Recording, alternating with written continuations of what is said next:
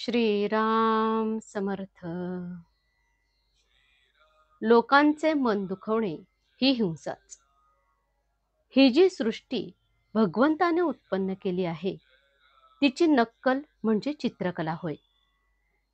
चित्रकाराने रंगवलेले चित्र खोटे असून जे खऱ्यासारखे भासते त्याला उत्तम चित्र असे म्हणतात. भगवंताचे होऊन जी कला येईल ती खरी.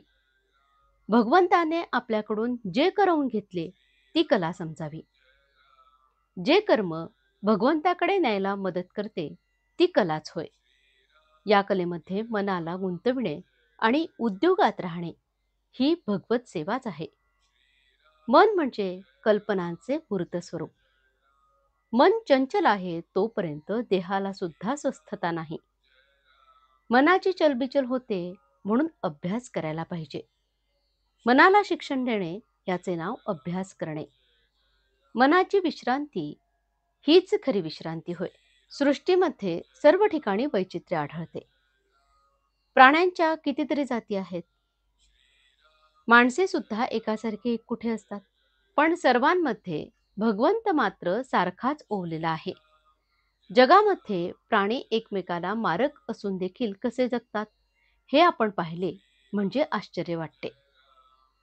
जगामध्ये माणूस आणि वाघ दोघेही राहतात, परंतु दोघांनाही एकमेकांची भीती असते, म्हणून एक दुसऱ्याला सहसा मारित नाही.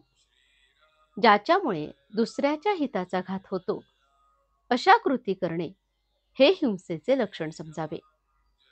भगवंताच्या आड येणाऱ्या वस्तूंची हिंसा करणे ही अहिंसाच होय. पण आपल्या स्वार्थाकरिता आणि बडेजावाकरिता लोकांचे मन दुखवणे ही हिंसाच समजावी.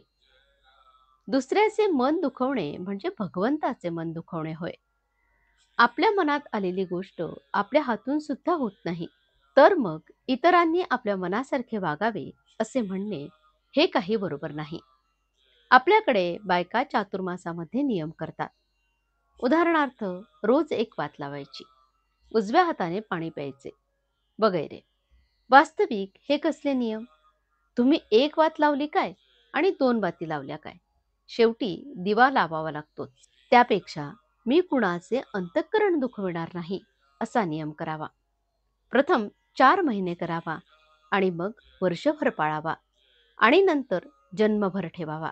काही बायका चातुर्मासात मीठ सोडतात. असे अळणी खाणारी बाई जेवायला बसली असताना मीठ पाडायला आलेल्या बाईला दुरूनच नको नको म्हणते, कारण न जाणो चुकून मीठ किंवा मिठाचा पदार्थ पानात पडायचा. हे जसे ती सांभाळते त्याप्रमाणे आपण कुणाचे अंतःकरण न दुखवण्याचा नियम केला की आपण किती बेताने बोलू आणि कोणी आले तर किती काळजीपूर्वक वागू. भगवंत चोहोकडे आहे असे आपण म्हणतो, पण त्याप्रमाणे वागत नाही.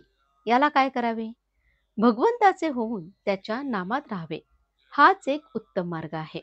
आजचे बोधवचन अंतःकरण न दुखावता बोलणे हे वाचेचे तप आहे असे म्हणतात. जानकी जीवन स्मरण जय जय राम. श्रीराम समर्थ.